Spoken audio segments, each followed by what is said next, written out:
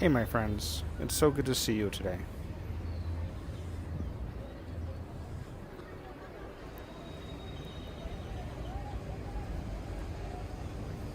Buenas tardes, señor.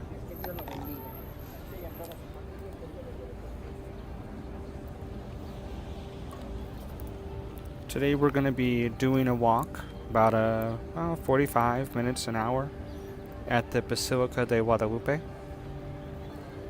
This is the location where they say that Mother Mary, or Tonantzin, appeared to Juan Diego in 1531.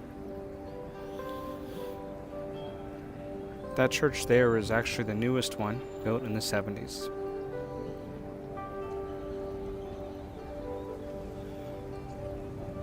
It's believed that the tilma, which is kind of like a poncho with the image of Mother Mary, can answer prayers, that she truly cares about the people here in Mexico City, and that it's one of the most miraculous miracles in the entire Catholic history.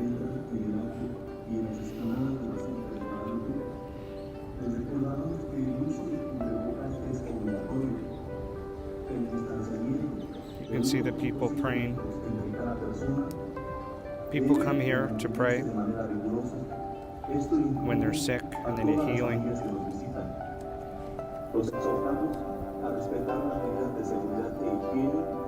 When they've been healed, it's a place to talk to God or to talk to the Mother of God.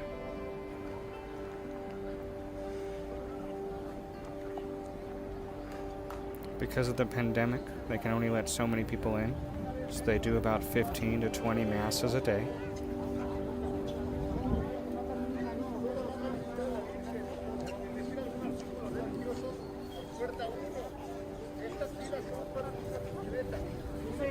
When I'm here, I think about how in 1531 the world to a Mexica was destroyed. And it wasn't until this motherly figure appeared that anything that we could call a secure or happy Mexico existed. From a secular point of view, maybe we would say we don't know, we don't believe in these miracles. But even if there wasn't a miracle, the miracle was that everyone from the conquered to the conqueror became part of one culture around this image of Mother Mary.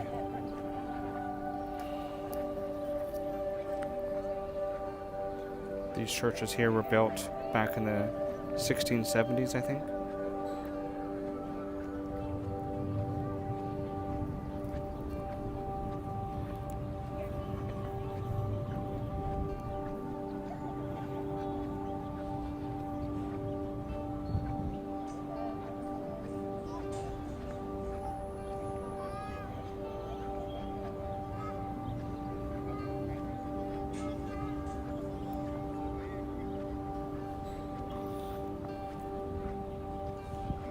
After the Spanish had conquered Mexico, the Mexica had to come to a place where their gods were dead. The empire was gone, and the pain must have been enormous. Juan Diego himself was originally, his real name was Cuauhtlatoatzin. Forgive me for messing that up. Mother Mary spoke to him in actually Nahuatl, his indigenous tongue. And here we see symbols where both the Spanish and the Mexica, their concepts of time, are on opposite sides of the same structure.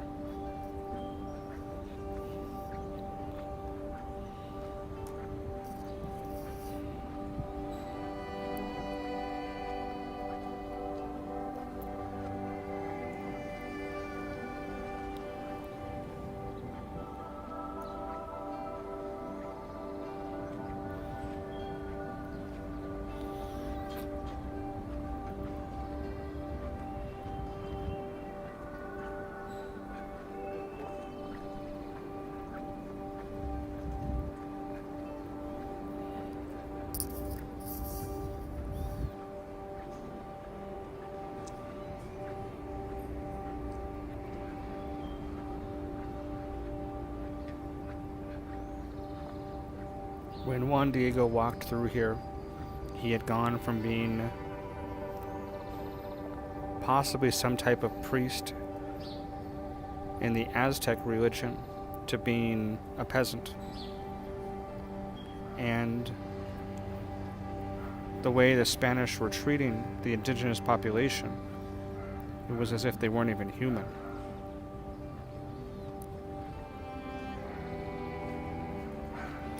When someone is colonized, when there is an invasion and you lose your power, it's easy to start thinking of yourself as nothing. And Juan Diego was now seeing himself that way. And it was one of the most beautiful stories or miracles in history that a woman appeared on the same hill where the Mexica would worship the earth goddess.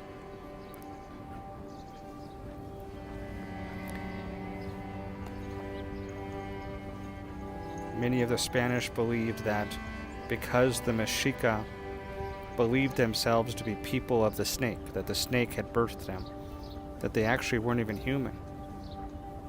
And it was only through the story of Juan Diego and the acceptance by the priest that moments in art like this where a Spanish ruler who's part of the ruling class is now bowing down to Juan Diego.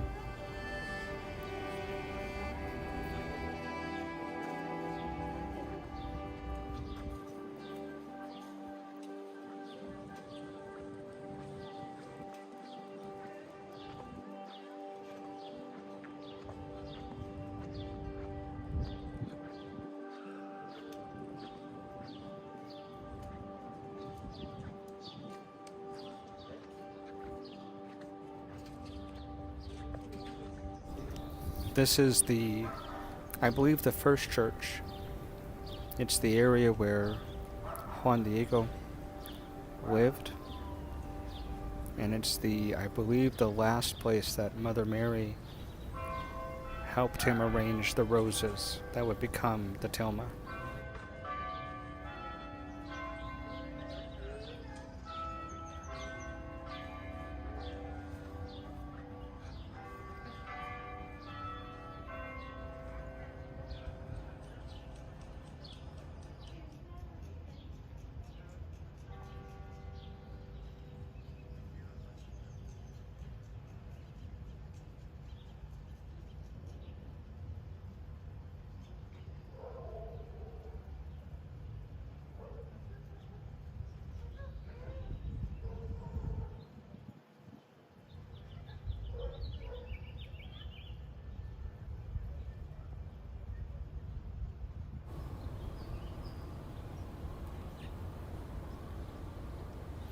Its official name is the Old Indian Church, or the Antique Indian Church.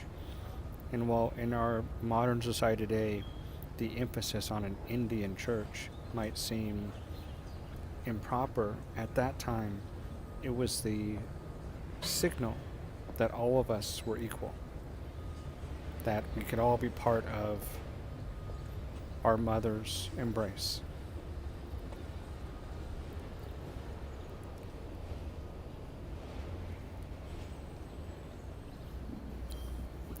The tilma itself, I believe, was here for over 100 years. Today it shows a beautiful photo of St. Diego with the tilma on him.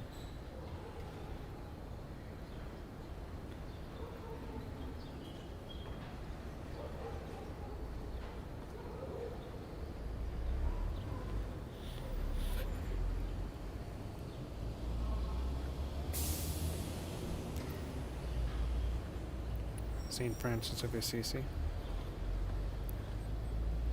It was the Franciscans who really helped Mexico with the theory of Brother Moon, right, Sister Ocean, that all people have God, have good within them.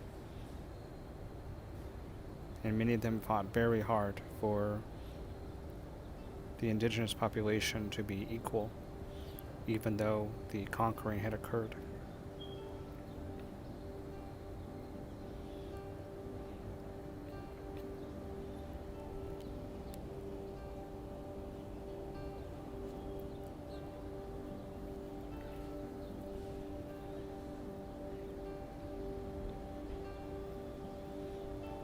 If I'm not mistaken, this is where Juan Diego both lived and where he and Mother Mary spoke at that very spot. Before the pandemic, I remember coming in here and seeing whole groups of people praying on their knees, looking at this. To me, this church is the true, beautiful church. It feels special, loving.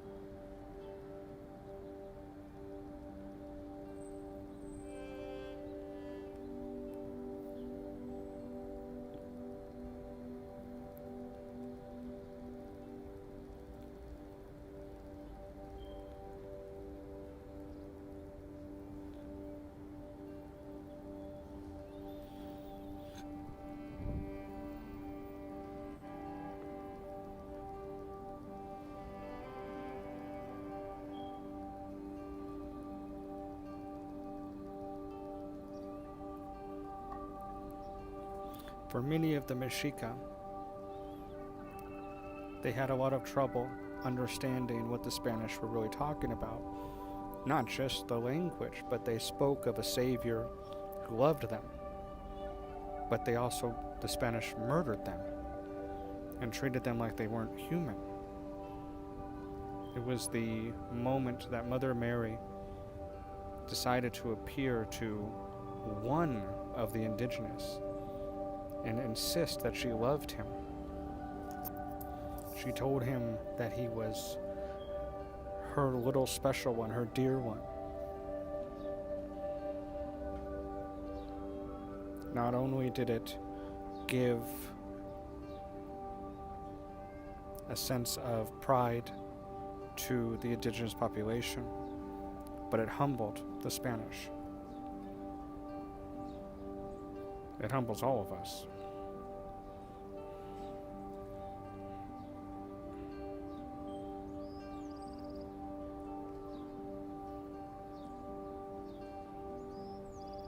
Juan Diego spent his life here, and he would spend his time cleaning the church. He was known for his humility and a type of softness and flexibility and charisma that was a little loving and kind. They say that because of the event that occurred here, 9 million people converted to Catholicism.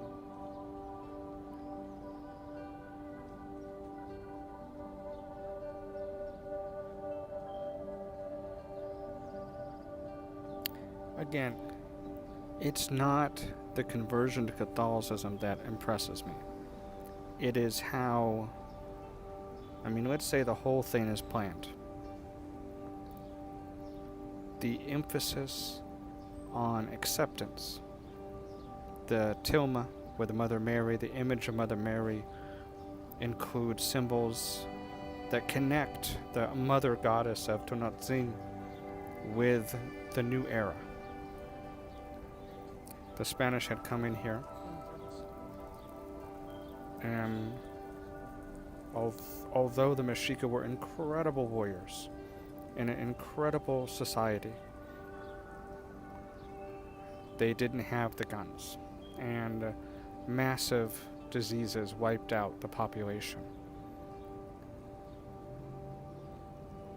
And Mother Mary, according to the myth, comes and says, "You are dear to me," and realigns the entire society based on this type of motherly love for everyone.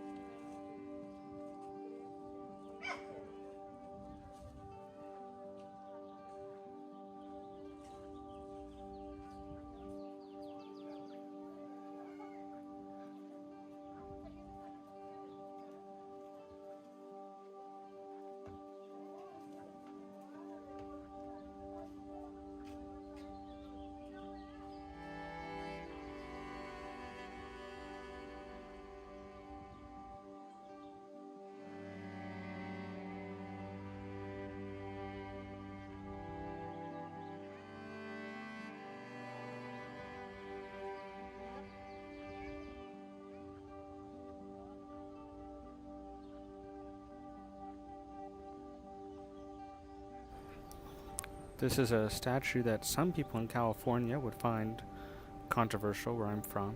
He founded the mission of San Juan Capistrano, but many people feel that he abused the native populations, and I think some statues have actually been taken down of him in the United States.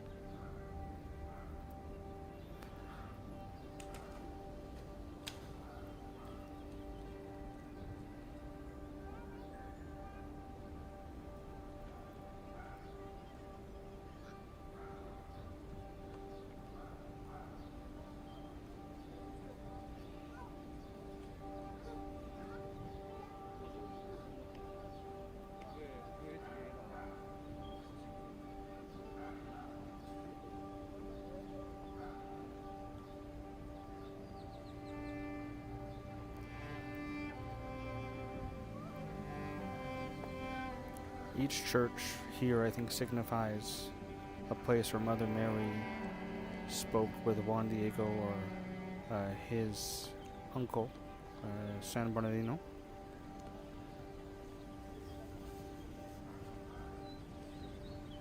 For those of us from California, we'll recognize the names of most of our cities, have something connected with this story: San Diego, San Bernardino.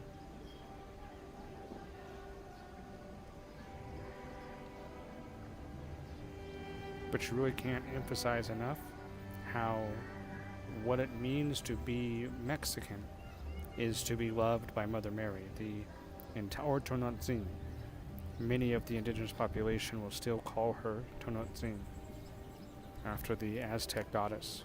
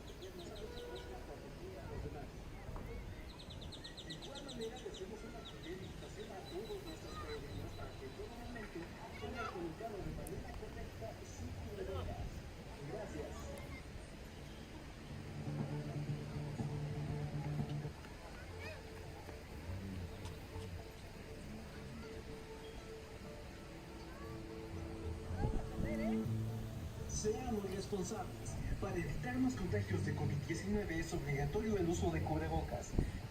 Esta herramienta actúa como una barrera para protegernos a nosotros y proteger a los demás.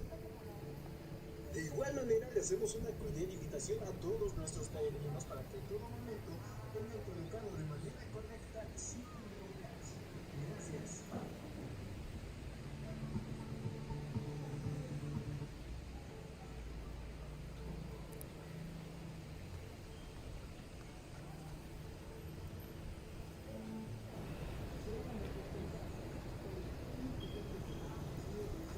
This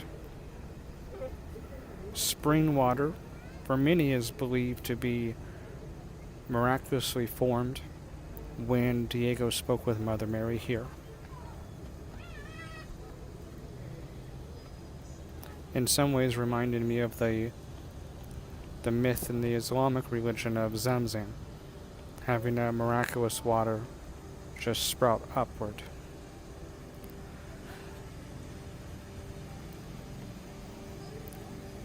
You can see the ofrenda, is what they call it, and it shows the Native Americans all coming and bowing down to their mother. When I first saw it, I saw it as kind of Spanish propaganda. But now I see that Mother Mary is like them, and that this was their moment of having their mother return to them at the mountain where they used to worship Tonatzin.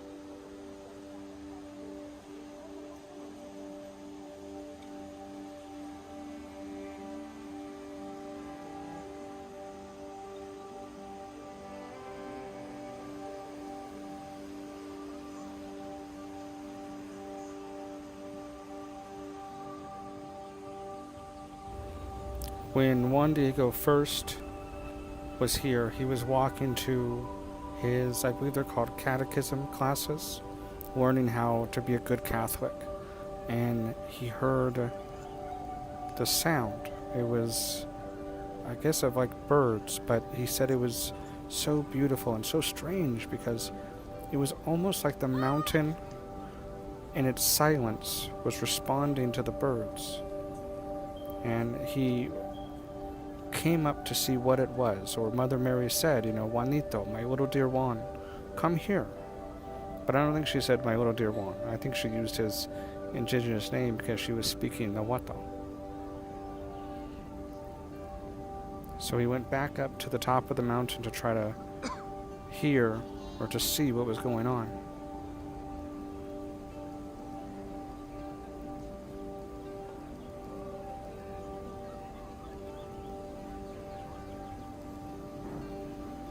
When I first saw this, I was so surprised, because this is the very symbols of the Mexica. Again, I just believe that the whole message of Mother Mary is one of a type of softness, acceptance.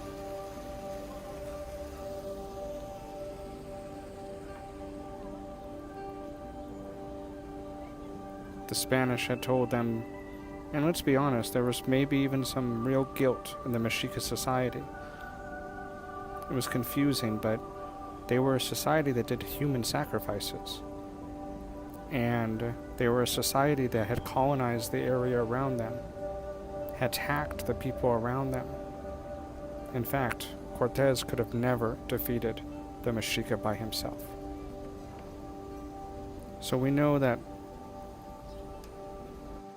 it was a time of questioning. I mean, imagine how you would feel if alien people showed up on Earth and took everything from us. They were superior to us in war. And imagine if we had been sacrificing humans because the sun needed us to do it. And then we find out that, no, the sun did not need us to do it. And then our new rulers treated us as if we were as stupid as we felt, as weak as we felt. I think that's the starting place of understanding how beautiful the message of Mother Mary is. Even for our personal lives. There's things we feel guilty about, and she says, it's okay. Just keep following me. You're special. You're loved. And so when I climb these stairs, I think about where Juan Diego's mental mind was as he's walking up to hear what's up here.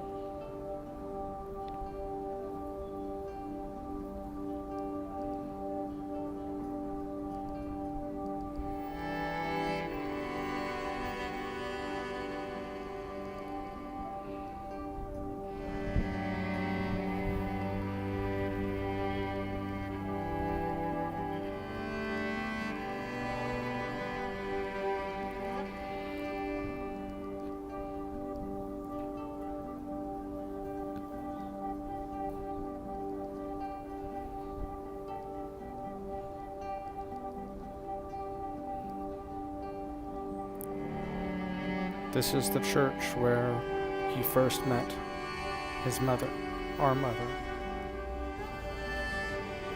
It's here where she says to him, listen, my son, what I'm saying to you right now. Don't let anything worry or distress you. Not fear illness or anything annoying, no annoying event or pain. Am I not here, I whom am your mother? Are you not under my shadow and protection? Am I not your life and your health? Are you not in my embrace and in my prayers? What else do you need? Imagine being Juan Diego and hearing that. Imagine being a Mexican and hearing that.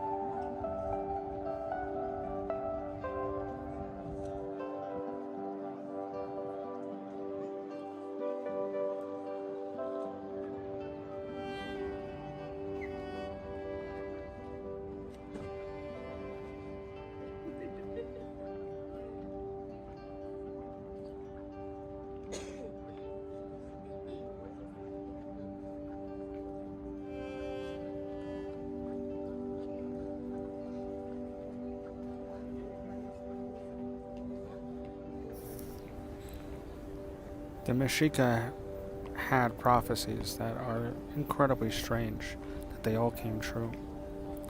On one side, it was believed that, I believe the god's name, beautiful, man of God or God, Quetzalcoatl, he was going to come back. And he was going to come back at exactly the year one read, which is exactly 1519.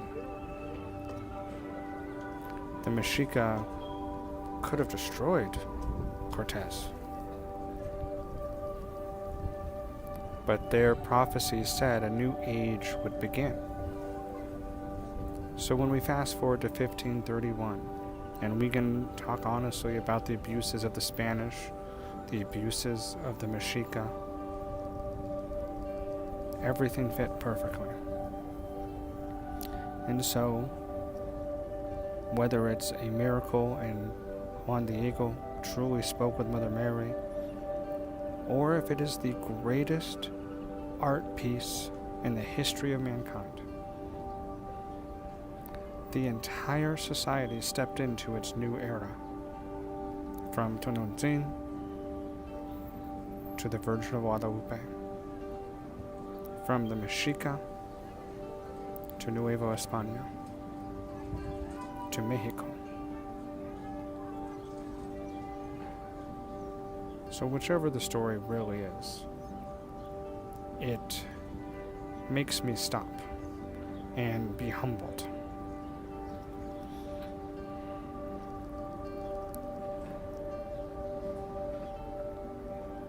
And it reminds us to be loving to one another.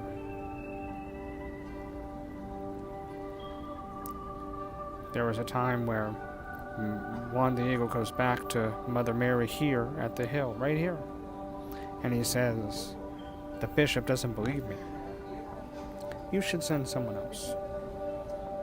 And she says, no, it's you. It's you I need. It's just powerful. That guy's job is difficult.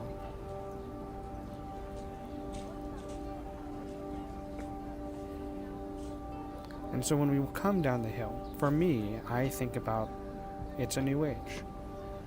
In our modern day, with our political anger, we want to blame and to accuse. But there's a moment where, in the original document that talks about what happened between Mother Mary and Juan Diego, he says, the bishop doesn't believe me, and she doesn't respond with any anger at all. She says, that's fine. And she just sends him to talk to the bishop again. There's such peace in her words.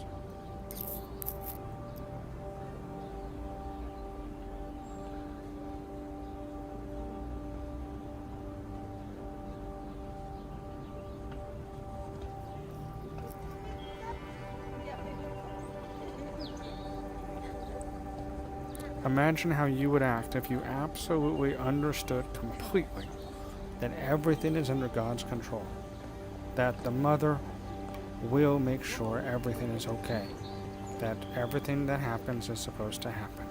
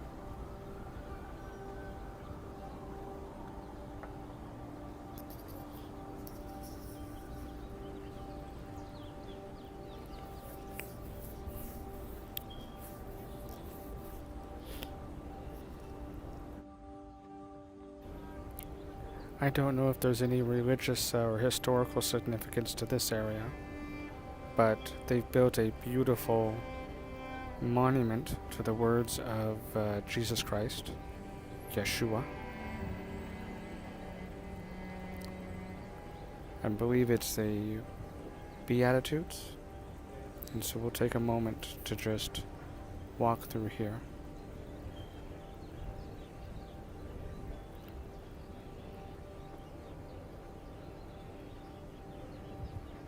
What amazes me is that the words of Jesus and the words of Mother Mary are so contradictory to much of the Spanish invasion and often to the things that we ourselves treat as important.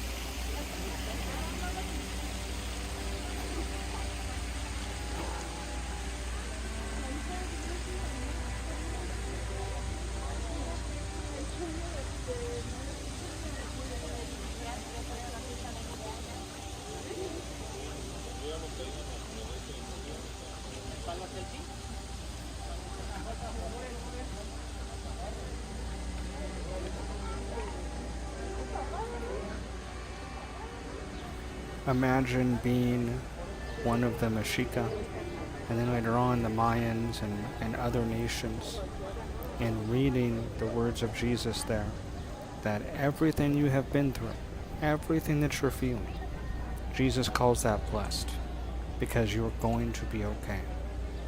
In fact, even the people who came to Mexico, even the ones who did awful things from Spain, imagine being one of them, alone in this country, and reading that those who are suffering will be consoled, that those who are pure in heart will be the kings of heaven. And that's for the Mexica. Imagine that.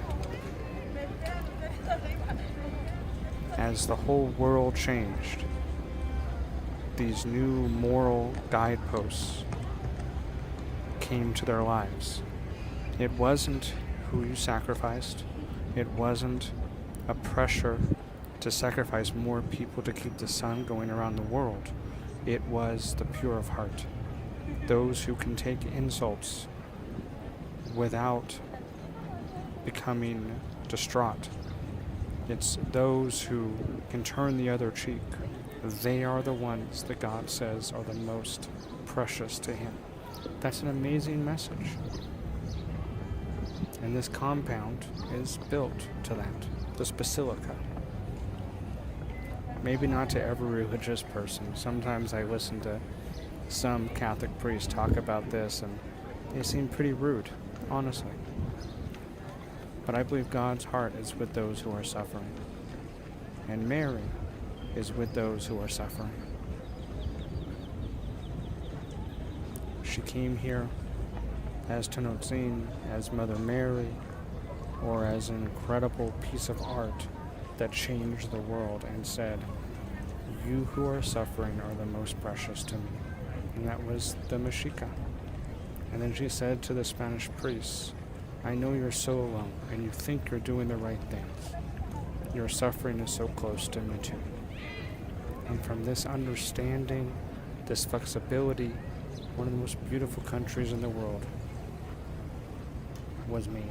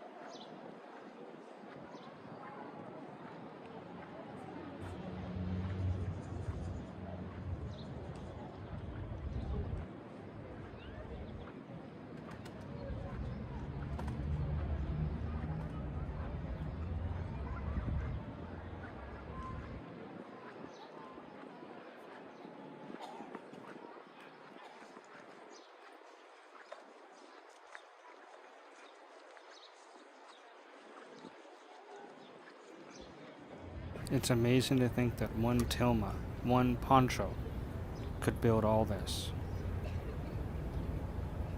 Inside that church is what people would say one of the most holy symbols in the world.